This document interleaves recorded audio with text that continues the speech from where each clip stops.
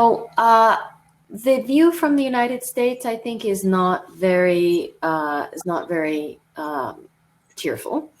We had the Chicago School revolution in the way of thinking about antitrust, as you all know, in the 70s.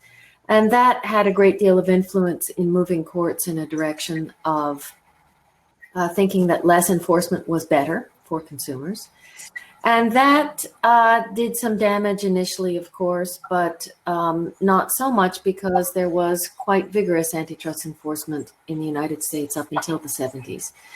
But lately, these opinions have accumulated. And so now we have courts working with several decades of jurisprudence that generally make assumptions about what firms can and cannot do and what courts can and cannot do that are not justified by the economics and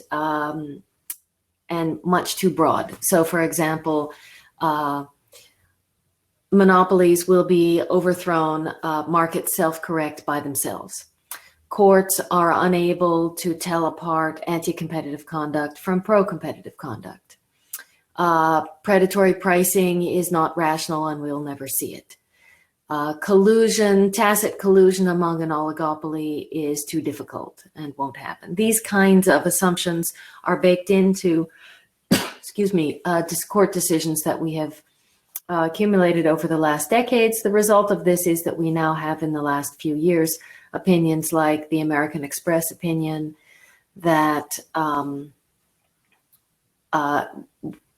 made some unfortunate choices about market definition and also really increased the burden on plaintiffs.